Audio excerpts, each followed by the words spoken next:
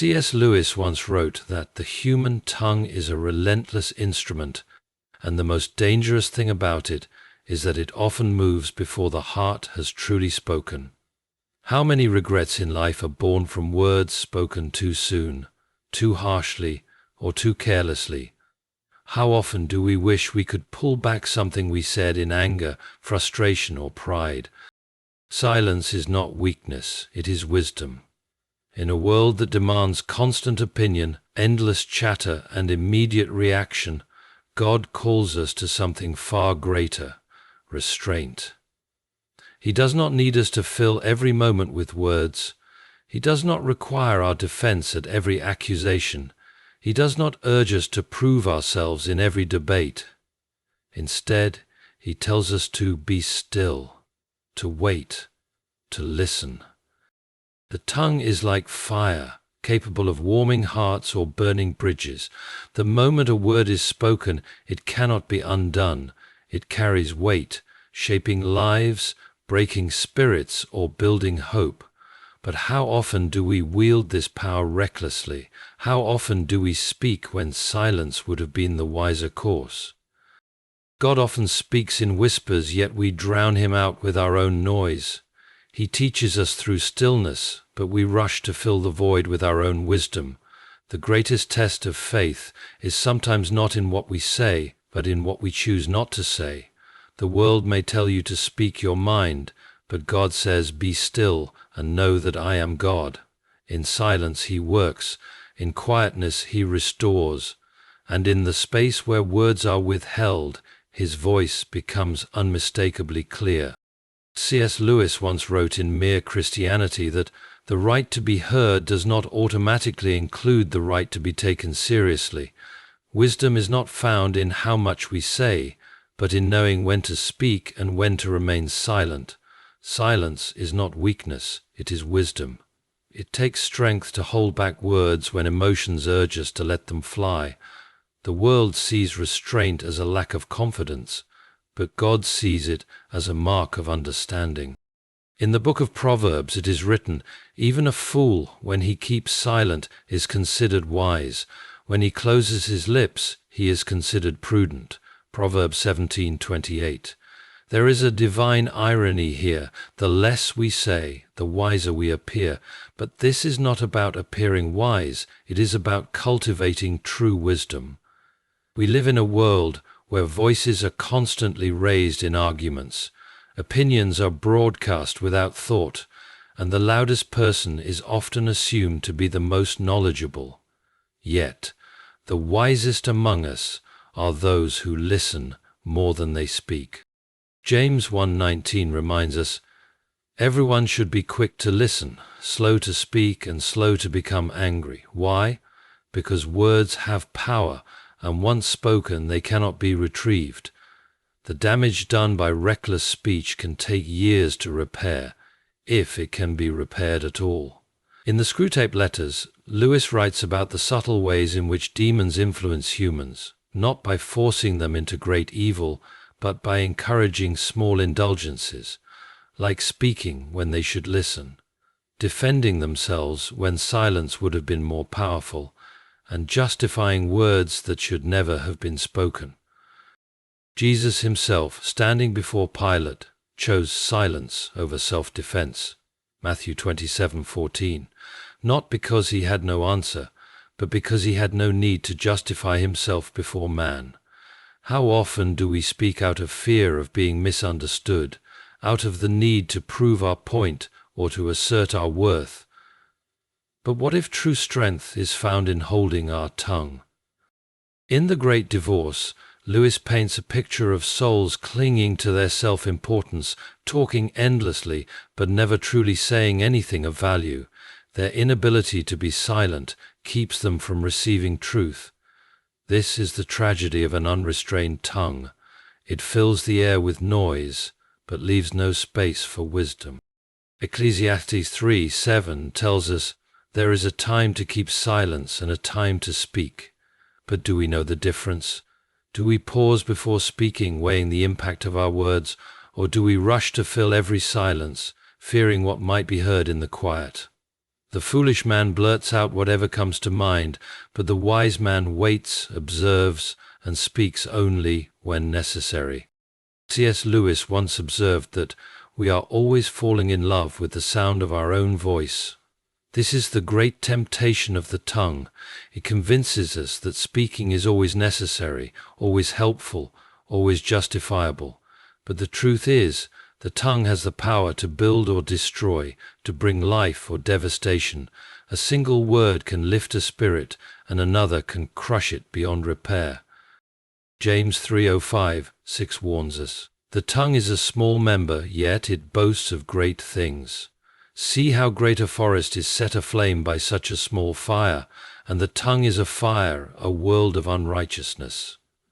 A moment of anger, a careless whisper, a harsh word spoken in frustration, these can cause wounds that last a lifetime. Words cannot be unsaid. Apologies may be given, but the damage lingers. C.S. Lewis illustrates this truth in The Weight of Glory, where he speaks of the eternal impact of our words and actions, reminding us that there are no ordinary people. Every person we speak to, every soul we encounter, is either being built up toward glory or torn down toward ruin. Our words play a role in this process. Do we speak to heal, or do we speak to harm? Do we encourage or belittle? Do we correct with love, or do we criticize with cruelty? Proverbs 18:21 says, "Death and life are in the power of the tongue, and those who love it will eat its fruits." What we speak, we eventually live. If we speak bitterness, our life will be filled with bitterness. If we speak faith, hope, and wisdom, those things will grow within us. Yet how often do we let our emotions dictate our words, instead of choosing words that reflect God's wisdom? In the Four Loves, Lewis discusses how love requires discipline, including discipline of speech. To truly love others is to guard our words, to resist the urge to speak when silence is more loving, and to use our speech to build, not destroy. Love restrains itself, while selfishness demands to be heard.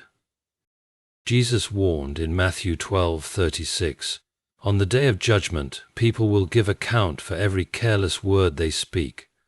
Imagine standing before God and seeing every word you have ever spoken played back. Would you rejoice at the words of kindness, encouragement, and truth, or would you weep at the words of gossip, anger, and carelessness? A wise person does not use words lightly. They understand that every sentence carries weight. Silence, when chosen wisely, is not avoidance, it is power. It is the ability to control one's emotions, to consider the consequences, and to prioritize truth over impulse. The world urges us to speak freely, but God calls us to speak carefully, because once a word is spoken, it can never truly be taken back. C.S. Lewis once wrote in The Problem of Pain that the harsh words we speak in anger are often more about our own wounds than the person we are speaking to. How often do we lash out, not because of what someone else has done, but because of the turmoil within our own hearts? The words we speak are not just a reflection of what we think. They reveal what is hidden deep inside us.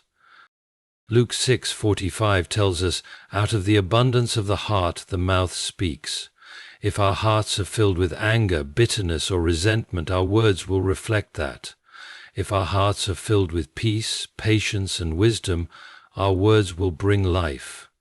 This is why God calls us to be slow to speak, not just to guard others from harm, but to examine the condition of our own souls before we open our mouths. James 1:26 warns, "If anyone thinks he is religious and does not bridle his tongue, but deceives his heart, this person's religion is worthless." It is easy to pray, to study Scripture, to appear righteous, but if our speech is filled with arrogance, harshness, or gossip, we are deceiving ourselves. What comes from our lips is a test of what truly lies within us. C.S. Lewis understood this well in Mere Christianity, where he explains that small daily choices shape our souls, whether toward heaven or toward hell. He argues that our words are not just fleeting sounds, they are habits that form our very nature. If we regularly allow ourselves to speak in anger, sarcasm, or self-importance, we are becoming people who live by those things. But if we discipline ourselves to speak with wisdom, restraint, and grace, we are shaping hearts that reflect the character of Christ. Psalm 141:3 gives us a powerful prayer. Set a guard, O Lord, over my mouth. Keep watch over the door of my lips. The wise person does not trust their own tongue to always speak rightly. They ask God to guard it. They recognize that words once released cannot be retrieved. They know that silence, when chosen with wisdom, can prevent harm that might take years to undo. Lewis paints a powerful image in The Great Divorce, where souls trapped in their own self-righteousness continue justifying themselves, endlessly talking, unwilling to listen, unwilling to change. This is the danger of an unguarded tongue. It makes us deaf to truth, blind to our own faults, and unwilling to grow. The world encourages us to speak our minds, to say whatever we feel in the moment. But God calls us to something higher, to examine our hearts before we speak, to weigh our words, and to allow silence to do its work in us. Because our words do not just reveal who we are, they shape who we become. C.S. Lewis once wrote in Mere Christianity that pride is spiritual cancer. It eats up the very possibility of love, or contentment, or even common sense. Pride convinces us that our words are always necessary, that we must always have the last say, that we cannot afford to be silent. But what if silence is sometimes the greatest sign of strength? What if holding our tongue is not about weakness, but about wisdom? Proverbs 10:19 tells us, when words are many, transgression is not lacking, but whoever restrains his lips is prudent. The more we speak, the greater the risk of sin. Arguments escalate because neither side wants to back down. Friendships are broken because someone insisted on proving they were right. Marriages suffer because harsh words were spoken in the heat of the moment. And at the root of it all is pride, the refusal to let silence have the final word. James 3:8 warns us that no human being can tame the tongue. It is a restless evil full of deadly poison. Have you ever regretted something you said? Have you ever wished you could take back words that hurt someone deeply? The prideful heart justifies its words, but the humble heart recognizes the damage they can do. C.S. Lewis illustrates this struggle in the Screwtape Letters, where the senior demon advises his apprentice to fill human minds with self-justification, convincing them that their words are always necessary, their anger is always righteous, and their opinions must always be heard. But wisdom tells us otherwise. There is a time to speak, but there is also a time to remain silent, to let God work instead of trying to force our way through words. Ecclesiastes 5:02 reminds us, "Be not rash with your mouth, nor let your heart be hasty to utter a word before God. For God is in heaven and you are on earth, therefore let your words be few." A prideful person speaks quickly, assuming their words carry weight. A humble person waits, understanding that silence often carries more. Jesus himself, when accused before Pilate, chose silence over self-defense. Matthew 27:12. If the Son of God, in the face of injustice, did not feel the need to prove himself, then why do we? Why do we rush to defend ourselves, to argue our position, to prove that we are right? Sometimes silence is the loudest answer we can give. C.S. Lewis captured this idea in The Great Divorce, where souls, trapped by their own self-importance, talk endlessly but never truly listen. Their pride keeps them from seeing truth. The same is true for us. The more we insist on being heard, the less we hear what God is speaking. Sometimes the wisest thing we can do is to humble ourselves, close our mouths, and let silence do what words cannot. C.S. Lewis once wrote in The Weight of Glory that the door on which we have been knocking all our lives will open at last. But what if, instead of knocking, we are too busy talking? What if our own words are drowning out the voice of God?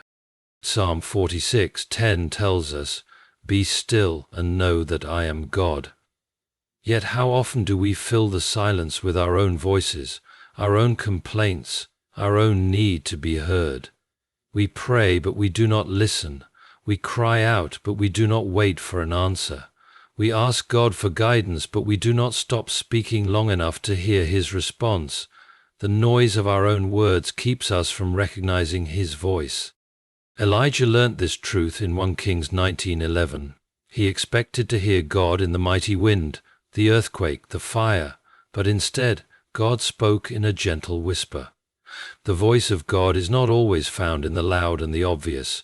Sometimes it is in the stillness, in the quiet moments, when we finally stop speaking and start listening. But if we are always filling the air with our own words, how will we ever hear Him? C.S. Lewis captures this beautifully in Letters to Malcolm, chiefly on prayer, where he warns against the tendency to treat prayer as a monologue instead of a conversation. He writes that the real problem of the Christian life comes where people do not usually look for it. It comes the very moment you wake up each morning. Before we even start our day, the world begins demanding our attention, pulling us into busyness, filling our minds with noise. And too often we contribute to that noise by speaking when we should be silent. Proverbs 17:27-28 says, "Whoever restrains his words has knowledge, and he who has a cool spirit is a man of understanding. Even a fool who keeps silent is considered wise. When he closes his lips, he is deemed intelligent." There is wisdom in stillness, in holding back words that do not need to be spoken. The more we speak, the less we hear. The more we insist on filling every space with our voice, the less space we leave for God to speak. Lewis explores this idea in the Screwtape Letters, where the senior demon advises his apprentice that one of the easiest ways to keep a soul from God is to ensure that they are never silent, to keep them talking, arguing, complaining, anything but listening, because in the silence, truth is heard. In the stillness, transformation happens. In the quiet, God speaks.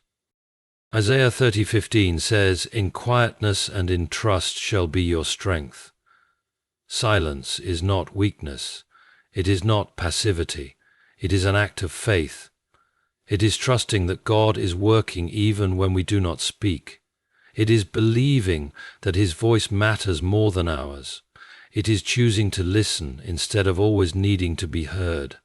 Because sometimes the most powerful prayer we can pray is not with our lips, but with our silence.